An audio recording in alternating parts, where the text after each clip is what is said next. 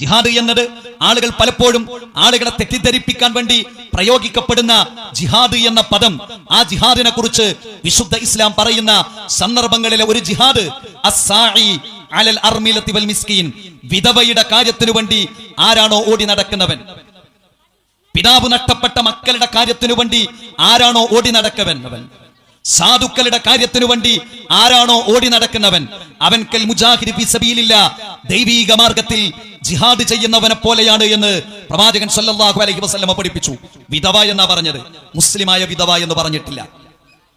യതീം എന്നേ പറഞ്ഞിട്ടുള്ളൂ, മുസ്ലിമായ യതീം എന്ന് പറഞ്ഞിട്ടില്ല. പാവപ്പെട്ടവൻ എന്നേ പറഞ്ഞിട്ടുള്ളൂ, മുസ്ലിമായ പാവപ്പെട്ടവൻ എന്ന് പറഞ്ഞിട്ടില്ല.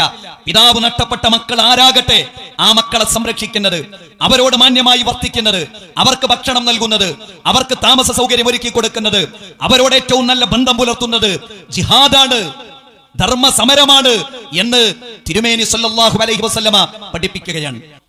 പാവപ്പെട്ട മക്കളാണോ, മുസ്ലിമാണെന്ന് പറഞ്ഞില്ല. പാവപ്പെട്ടവനാണോ, ദരിദ്രനാണോ, ഒന്നുമില്ലാത്തവനാണോ, അവനു വേണ്ടി നന്മ ചെയ്യുന്നത് ജിഹാദാണ് എന്ന് പ്രവാചകൻ സല്ലല്ലാഹു അലൈഹി വസല്ലമ പറഞ്ഞു. അപ്പോൾ ജിഹാദ് എന്ന ധർമ്മ സമരമെന്ന നല്ല ഒരു പദത്തെ എത്രത്തോളം മോശമായിട്ടാണ് സമൂഹം ചിത്രീകരിക്കുന്നത് എന്ന് നമ്മളൊന്ന് ആലോചിച്ചു നോക്കൂ. പ്രിയപ്പെട്ടവരെ, അവിടെ മതം പറയുന്ന കാര്യങ്ങൾ നമ്മുടെ ജീവിതത്തിന്റെ ഭാഗമാക്കാൻ നമുക്ക് സാധിക്കേണ്ടതുണ്ട്. നാം ഈ നന്മകളെല്ലാം ചെയ്യുന്നത് ഈ ലോകത്താരുടെയെങ്കിലും പ്രശസ്തി ആഗ്രഹിച്ചുകൊണ്ടല്ല.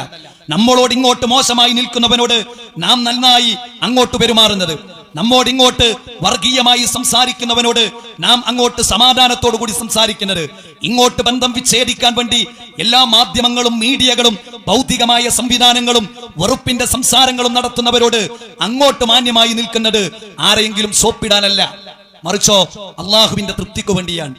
മതം അങ്ങനെ പഠിപ്പിച്ചു എന്നതുകൊണ്ടാണ്.